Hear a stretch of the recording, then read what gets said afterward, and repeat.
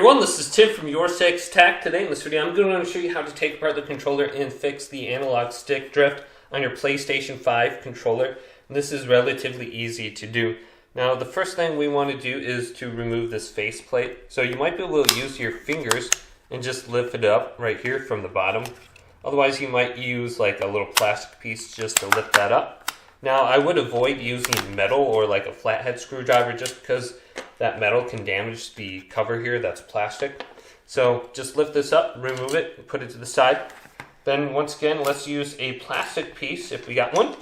And we want to pop off the L1 and the R1 button right here. Just go underneath the button, lift up, place this one to the side, and then place this to the side. Now I already have all the screws removed, but there is 4 screws. There's going to be one right here, here, then one on the bottom, and here. So there's going to be 4 screws total. I have them over here. And I would avoid putting these on the carpet or any place where they could roll off into the carpet because these will be nearly impossible to find in that. So now that we have all those unscrewed, we want to unlatch this right here next to the audio jack. So there's going to be 2 little latches that we want to just lift up and create some separation. So I'm just using something that looks like a guitar pick, but if we're trying to take off the back piece, right here, the back cover, and it's not coming off, usually that area is still latched. So that is why you're not able to just seamlessly get this off. So now we want to go to the end of the controller here and just create some separation, and we should be able to just lift this up. So you can see this is still kind of latched over here. So I'm going to unlatch this, and it should come off now. All right, there we go. And just avoid the L2 and the R2 when you're popping this off. And make sure you have the back of it face up here so the battery just doesn't go flying on you when you remove it here. So that's the first thing we want to do is remove the battery now. You can just take this and be very gentle, and you can just pop this up by grabbing the wires, or if you can, grab it by the plastic. If you remove these wires, your battery is toast, so be very careful when you're doing that. And then we do have 1 screw in the middle here. So let's unscrew this here and get this out of the way, and then this black piece should come off. Now when you're removing this, you're going to also have the little microphone right here that we're going to want to unconnect from the board. So let's grab this, just unconnect it, and this can be a little bit annoying getting back in. But look at this exactly how it is. That's how you want to look when you're reassembling it. So let's unattach this. Put this to the side. Then we have a little wire right here and this blue one on top that we want to remove. Okay, so we got this one. Then we got the left and right one. So let's do this one. I think this is where, the rumble pack maybe? I don't know. Then there might be some latches on the side here. So this version of the controller, I can't see if it does or not, but it looks like there might be little latches that we just have to press in. And then we should be able to just feed everything through. Okay, so I'm going to push my thumbsticks through now and feed this. So this is looking good. Push it around here and watch out for these wires right here. We don't want to put any pressure on those just in case. And this little piece right here might pop off. All you have to do is put it back into here later on, but it goes exactly right here. So I'm going to put this back right there. Take off the thumbstick. Now decide which analog thumbstick you actually want to repair, which one is damaged. Now typically the aiming one is damaged, or maybe sometimes it's the sprint one. So I'm going to do the left thumbstick here. You can just push this up and it should come off just like that. And then we can see the actuators in here and move this around. Now you might be able to get away with just spraying some compressed air in here and blow this off. Maybe there's some dust or debris. Now in this video I'm just going to be using rubbing alcohol to clean this off with a Q-tip. So I'm going to put a little bit into the cap right here, and then I'm going to clean this off. Now you might be able to just clean this off from this angle here, and then see if it works later on. But the compressed air will blow any kind of debris that's been stuck on that. Now we actually want to pop off this little green piece right here. And there's two of them. There's one on top, and there's one on the side that we want to clean. And this can be a little bit difficult getting off. I would avoid using metal if you can, but I have this little tweezer looking thing that is very effective at getting this off. So let's get a better angle here and then zoom in, and I'll pop that off. So you can see there is a little separation on that already. So we might want to clean off both of them, but in this video I'm just going to do one. So I'm going to create some separation, and then this should come off. So let's just get in there and be very careful. If you damage this, you won't be able to use your controller anymore. You'll have to resolder a new actuator onto here. So let's try to pop this off and just work your way in here. And there's clips on the side, so you'll have to get those on clip.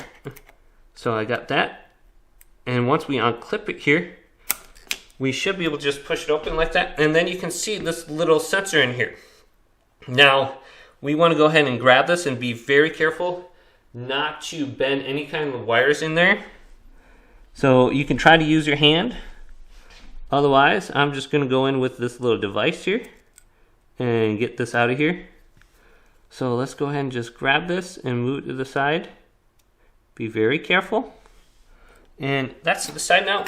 I want to go ahead and clean this out now. And I have my rubbing alcohol and my Q-tip right here. And I'm going to put a little bit more on here, and then I'm going to clean this off. So we don't need to push this all the way down, just enough to get it out. If we go ahead and bend it, it's going to be bent like permanently. It's going to be a lot more difficult to get back in. So just go in with the Q-tip and clean off as much as we can, and avoid getting the cotton stuck on here. So we don't want to leave the cotton in there at all.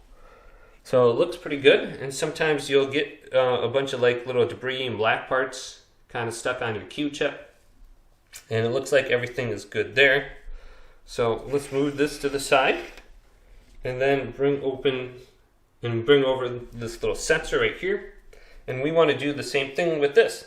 Now with this, we don't want to push down on it because we want this little piece to be sticking up still. So if you bend this, that's a bad thing. So you want to be very careful not to bend that, but just clean it off. Make sure there's no debris on there or anything like that. And then we should be good to go. Looks like it's good. This is a relatively new controller too.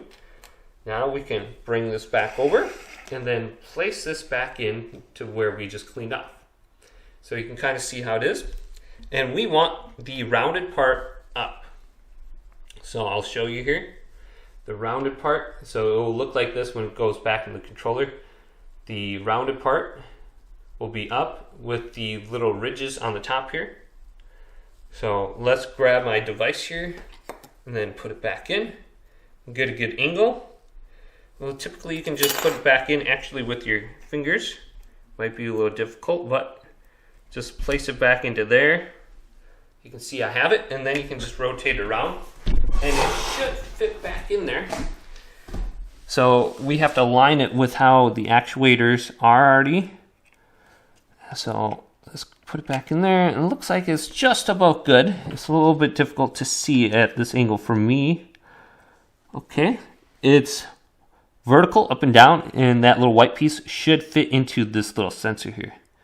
Oops, I just messed that up. So this could be a little bit difficult getting this back in exactly how it is. But then once you get it aligned, you just want to go ahead and close this. So I can see on my camera really good. So let's push this back in. And it might be a little bit difficult to latch this. So it looks like I almost got one side. Okay, it just snapped in relatively easy actually for me. So it might take a little bit of force just to snap it in, but there's latches on this side and this side here. So once we have that latched in, we can go ahead and zoom out now and then start reassembling our controller. So that actually didn't take me very long, only took me like maybe 5 minutes to do so far. So let's get our thumbstick and put it back on. And then we can test this out, and it seems like it's good, and that's closed well. So where's my thumbstick? So here it is. Let's put it back on. push down a little bit. All right, it's moving around well. Sometimes it might be stuck. This one seems good too. Now we can just flip this over and feed it in. Make sure this piece is right back here so it can be stuck on there later on. And then we just flip it over. And then we have this little wire here, this little wire here we gotta watch out for, and then this blue one on top that we don't want to get stuck underneath. So let's flip it over and then pop this up to the top here if we can. All right, this is going to be a little bit more difficult here. Let's get this one to the side here. All right, good. And then this blue one on top. Now your controller might look a little bit different on the inside. But most of it will be the same process. All right, so that's good. And then we got these wires on the bottom that accidentally crushed. So just watch out for those. So this piece may still be on here, and we just want to go ahead and clip it in here, just like this, and then lift it up. So we can do this later. So I'm just going to make sure this is on top of the board here, and then push it down. And we'll connect this later on here. Alright, so I pushed down the board a little bit more, and I have this little orange ribbon cable down here on top as well. And this is kind of what it looks like down here. But we might have to like push this into place a little bit better. And if you lift it back a little bit, you can slide into like this little groove. It's kind of difficult to see, but these little pieces can be annoying getting back on. So that's in position here now. So that looks good. Then I can flip it back around, and then I can attach it here. So I got 4 of them I need to attach. All right, and that one's attached. So smaller fingers, the better. And also good eyesight. All right, so that one's in. Now let's get this one and push it down. Then get the top one, push it down. All right, good. So I got all 4 of those in.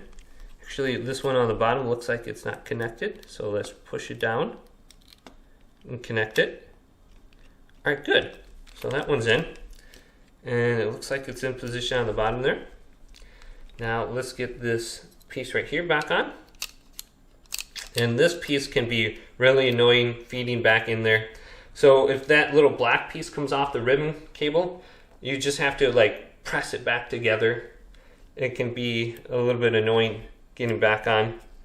And then we have to reconnect this. So I think I'm actually going to screw this back in so this doesn't move on me. So let's get one of my screws and then put it in the middle here. And then screw this down, and it'll be a little bit easier for me to get back on here. So we're almost done reassembling everything. So let's screw this down. And then the board should be nice and tight. Alright, we're looking good. So that's not going to come off on me in here. And then I can get this here, and this might be a little bit difficult. This is probably the one I find the most annoying whenever I take apart my controller. Alright, push it down. So that's in place just like that. Take a look at it. That can be really annoying. I'll zoom in on it so you guys can get a much better view. So that's what it looks like. So this black piece might come off on you. You just have to push back and slide in, and there will be a little gap or opening on the side here. And you can kind of see that it's going through.